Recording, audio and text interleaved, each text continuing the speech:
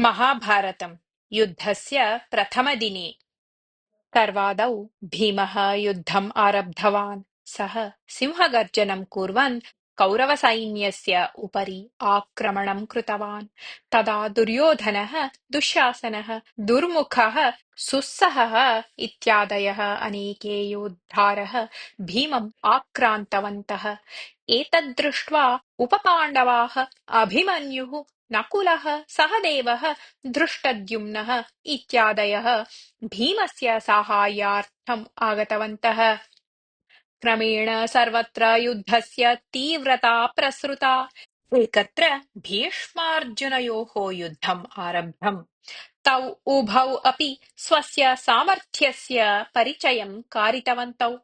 अपरत्र सात्यकी कृतवर्मणोः, अभिमन्यु बृहद्रथयोः, भीम दुर्योधनयोः, दुर्मुख सहदेवयोः, युधिष्ठिर शल्ययोः, धृष्टद्युम्न द्रोणयोः, धृष्टकेतु बाह्लिकयोः, अलम्बुस घटोत्कचयोः, अश्वत्थाम शिखण्डिनोः, विराट भगदत्तयोः, द्रुपद सैन्धवयोः च युद्धम् आरब्धम्। दीर्घकालपर्यन्तं घोरयुद्धं प्रवृत्तं चेदपि एतस्मिन् युद्धे कस्यापि जयः पराजयः वा नानिश्चितः। युद्धं तु दर्शनयोग्यम् आसीत्। उभयोः अपि पक्षयोः युद्धं तीव्रतां गतम्। भीष्मः स्वस्य पराक्रमं दर्शितवान्। सर्वे तस्य शौर्यं दृष्ट्वा आश्चर्यचकिताः। मध्याह्नकाले भीष्मः पाण्डवसैन्यस्य मध्यभागं गतवान्। तस्य रक्षणार्थं दुर्मुखः, कृतवर्मा, कृपाचार्यः, शल्यः, विविशती च गतवन्तः। स्वपक्षस्य सैनिकान् लीलया नाशयन्तं भीष्मं दृष्ट्वा अभिमन्युः कुपितः। अतः सः प्रत्याक्रमणम् आरब्धवान्। भीष्मस्य रथस्य ध्वजं पातयित्वा तदीयान् सहचारिणः वीरान् व्रणितान् कृतवान्। एतद् युद्धं दृष्ट्वा अन्ये चिन्तितवन्तः यत् एषः अभिमन्युः युद्धकौशलेन अर्जुनम् अपि प्रायः अतिशेते इति। अल्पे एव काले भीमः, विराटः, सात्यकिः, धृष्टद्युम्नः इत्यादयः दशवीराः अभिमन्योः साहाय्यार्थम् आगतवन्तः। उत्तरः गजम् आरुह्य शल्यं सम्मुखीकर्तुं गतवान्।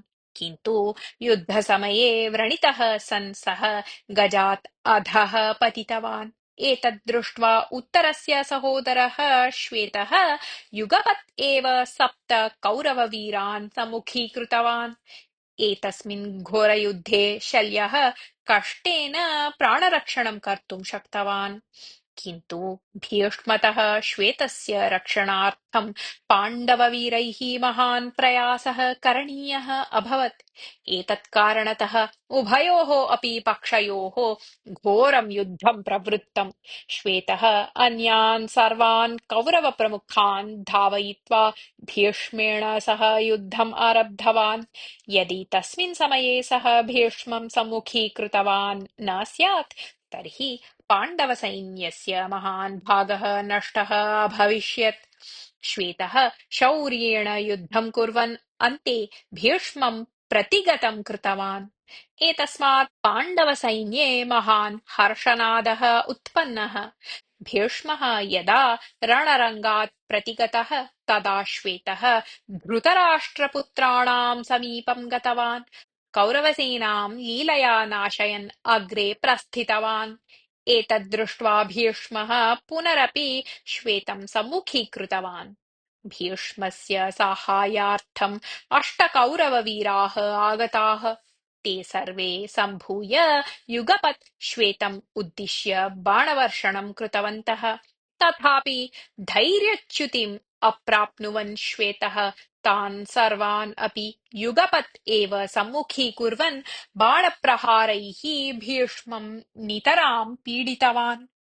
द्रष्टारः योद्धारः चिन्तितवन्तः यत् भीष्म-श्वेतयोः युद्धे भीष्मस्य एव पराजयः भवेत् इति।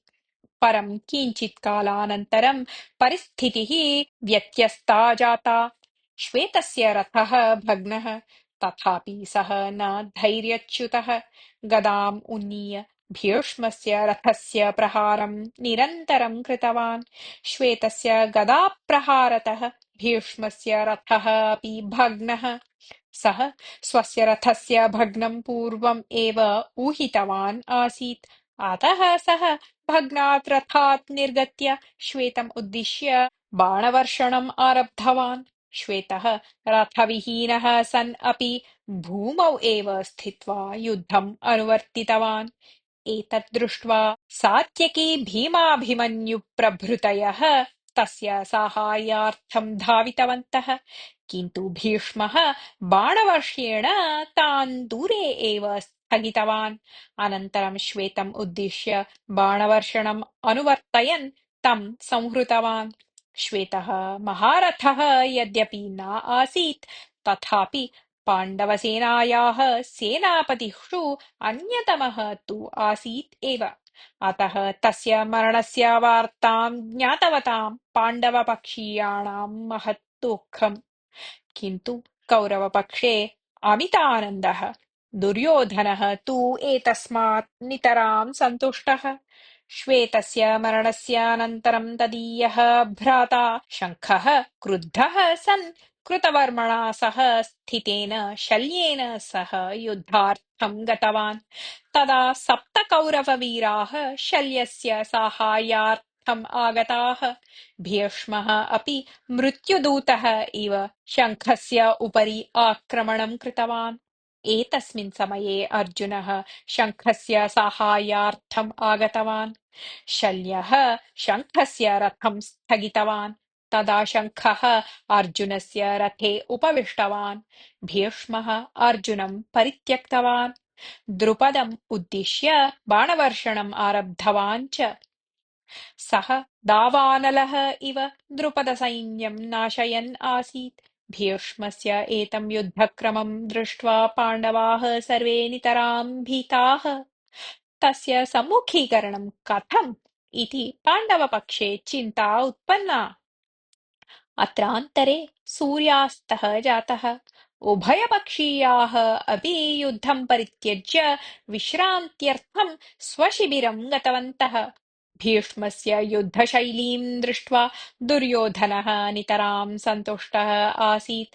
पाण्डवशिबिरे तु निरुत्साहः व्याप्तः आसीत्। प्रथमदिने जातां स्वसैन्यस्य महतीं हानिं दृष्ट्वा धर्मराजः चिन्ताक्रान्तः जातः आसीत्। सः कृष्णम् अवदत्, कृष्ण, अद्य भीष्मेण कियता पराक्रमेण युद्धं कृतम्। अस्माकं सैन्यं दावानलः इव नाशितवान् सः। भीष्मं को वा पराजेतुं शक्नुयात्। भीष्मस्य सम्मुखीकरणं कर्तुं शक्यते इति चिन्तयता मया मूर्खताचरिता। वास्तुतः अहं चिन्तयामि युद्धं परित्यज्य अरण्ये वासः एव वरम् इति। युद्धस्य त्यागतः राजानः अपि मरणात् रक्षिताः भवेयुः। राज्याकाङ्क्षा एव माम् एतस्मिन् युद्धे प्रावर्तयत। मम सर्वे अनुजाः अद्य व्रणिताः सन्ति। इदानीं मया किं वा करणीयम्? अर्जुनः तटस्थः इव व्यवहरति युद्धविषये। भीष्मः एकः एव पूर्णेन मनसा युद्धं कुर्वन् अस्ति। मम तु भाति यत् भीष्मतः मरणम् एव अस्माकं ललाटे लिखितम् अस्ति इति। कृष्णः युधिष्ठिरं सान्त्वयन् उक्तवान्, भवतः एषा व्याकुलता नायुज्यते। भवतः अनुजाः त्रिलोकीम् अपि जेतुं समर्थाः सन्ति। सात्यकिः, विराटः, द्रुपदः इत्यादयः महारथाः भवतः पक्षे सन्ति। अतः किमर्थं चिन्ता भवतः? अन्यच्च शिखण्डी अपि भवतः पक्षे एव अस्ति। सः तु भीष्मं मारयितुम् एव जन्म प्राप्तवान् अस्ति। तं सेनापतित्वेन नियोजयतु, युद्धम् अनुवर्तयतु इति। एतदनन्तरं युधिष्ठिरः धृष्टद्युम्नम् उक्तवान्, कृष्णः सूचितवान् अस्ति यत् भवान् सेनापतित्वेन नियोजनीयः इति। भवता सेनापतित्वम् अङ्गीकृत्य कौरवसेनायाः संहारः करणीयः। वयं सर्वे भवता सहैव भवामः इति। एतत् श्रुत्वा धृष्टद्युम्नः युधिष्ठिरम् उक्तवान्, द्रोणस्य वधार्थम् एव मया जन्म प्राप्तम्। भीष्मः, द्रोणः, शल्यः, कृपः इत्यादीन् सर्वान् अपि महारथान् अहं सम्मुखीकरिष्यामि। भवता कापि चिन्ता न करणीया इति। मया श्रुतं यत् क्रौञ्चव्यूहः शत्रुनाशकः अस्ति इति। पुरा देवदानवयोः युद्धं यदा प्रवृत्तं तदा देवगुरुः बृहस्पतिः इन्द्रम् एतां व्यूहरचनां बोधितवान् आसीत्। एतां रचनां बहवः न जानन्ति। श्वः भवान् अस्माकं सेनां क्रौञ्चव्यूहरीत्या सज्जीकरोतु इति उक्तवान् युधिष्ठिरः। धृष्टद्युम्नः तद् अङ्गीकृतवान्। अनन्तरदिने प्रातः सः पाण्डवसेनां क्रौञ्चव्यूहरीत्या एव सज्जीकृतवान्। व्यूहस्य अग्रभागे अर्जुनः स्थितवान्। शिरोभागे द्रुपदः स्वसेनया सह स्थितवान्। युधिष्ठिरः पुच्छभागे, भीमः, धृष्टद्युम्नः च पक्षभागे स्थितवन्तः। सूर्योदयात् पूर्वम् एव व्यूहः सिद्धः सन् युद्धं प्रतीक्षमाणः अतिष्ठत्। पाण्डवसेनायाः क्रौञ्चव्यूहं दृष्ट्वा भीष्म, द्रोण, दुर्योधनादयः विस्मिताः जाताः। अनन्तरं तेऽपि स्वसेनायाः व्यूहं रचितवन्तः। विविधाः योद्धारः व्यूहस्य विविधेषु स्थानेषु स्थितवन्तः। युद्धारम्भस्समनन्तरम् एव अभिमन्युः, भीमः, अर्जुनः, धृष्टद्युम्नः इत्यादीनां पाण्डववीराणां सेनायाः उपरि बाणवर्षणम् एव आरब्धवान् भीष्मः। अतः पाण्डवव्यूहः किञ्चित् शिथिलः जातः। एतद्दृष्ट्वा कुपितः अर्जुनः कृष्णम् अवदत्, भगवन्, यदि भीष्मः एवमेव युद्धं करोति तर्हि अल्पे एव काले अस्माकं सैन्यं पराजितं भवति। अतः भवान् मम रथं भीष्मसमीपं नयतु। अहम् अद्य भीष्मं संहरिष्यामि इति। कपिध्वजेन अन्यध्वजैः च युक्तः अर्जुनस्य रथः भीष्मं लक्ष्यीकृत्य अगच्छत्। मार्गे अर्जुनः कौरवसेनायाः महान्तं भागं नाशितवान्। एतद्दृष्ट्वा भीष्मः अर्जुनं सम्मुखीकृतवान्।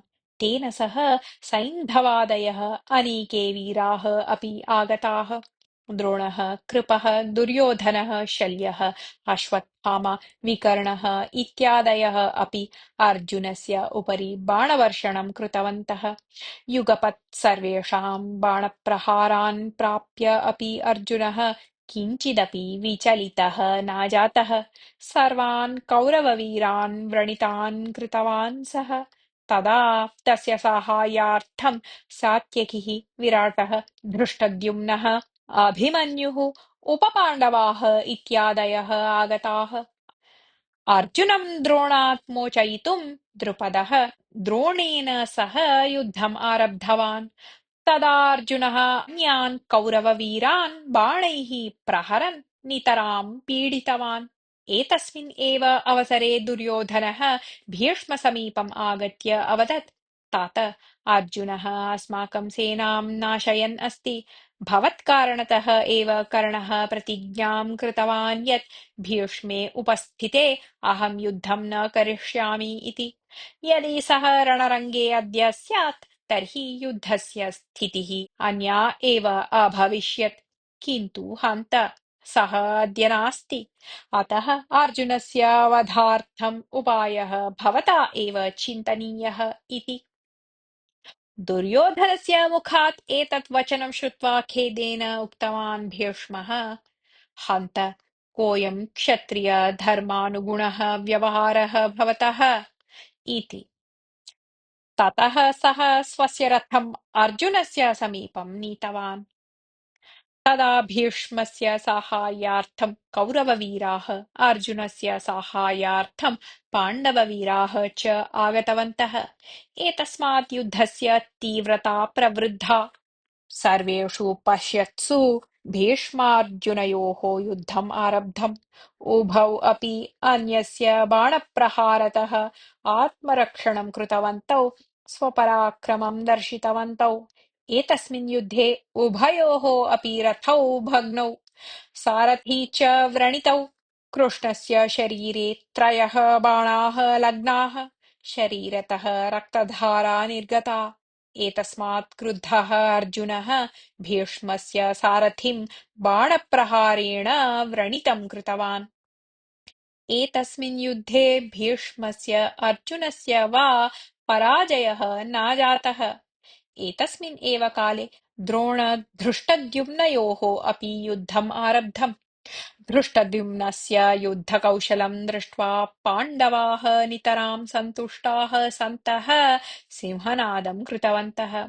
किन्तु किञ्चित्कालानन्तरं धृष्टद्युम्नः रथहीनः जातः, तस्य कवचानि अपि भग्नानि। द्रोणस्य बाणप्रहारैः सह नितरां व्रणितः। तदा भीमः आगत्य तस्य रक्षणं कृतवान्। भीष्मयोः युद्धम् आरब्धम्। दुर्योधनः भीमं सम्मुखीकर्तुं कलिङ्गसेनां प्रेषितवान्। तदा द्रोणः भीमेन सह युद्धं परित्यज्य विराटद्रुपदाभ्यां सह युद्धार्थं गतः। धृष्टद्युम्नः अपरं रथम् आरुह्य युधिष्ठिरसमीपं गतवान्। भीमः कलिङ्गसेनया सह युद्धं कृतवान्। तस्मिन् युद्धे कलिङ्गस्य पुत्राः शुक्रदेवः, भानुमान्, श्रुतायुः च हताः जाताः। भीमः शौर्येण कौरवसेनां प्रविश्य वीरान् हतवान्। एतद्दृश्यं दृष्ट्वा नवोत्साहं प्राप्तवान् धृष्टद्युम्नः सिंहनादं कुर्वन् भीमस्य साहाय्यार्थम् आगतवान्। भीमः तु युद्धसमये न मानवः इव अपि तु कालरुद्रः इव दृश्यते स्म। स्वसेनायाः मध्ये प्रचलन्तं कोलाहलं दृष्ट्वा भीष्मः तत्र आगतवान्। सात्यकिः, भीमः, धृष्टद्युम्नः च तदुपरि आक्रमणम् आरब्धवन्तः। भीष्मः तान् त्रीन् अपि शौर्येण सम्मुखीकृतवान्। अत्रान्तरे भीमस्य रथस्य अश्वाः मारिताः। तदा धृष्टद्युम्नः भीमं स्वस्य रथे आरोप्य अन्यत्र नीतवान्। भीमस्य सन्तोषं जनयितुं सात्यकिः भीष्मस्य सारथिं बाणप्रयोगेण मारितवान्। सारथिविहीनं रथम् अश्वाः स्वयमेव अन्यत्र नीतवन्तः।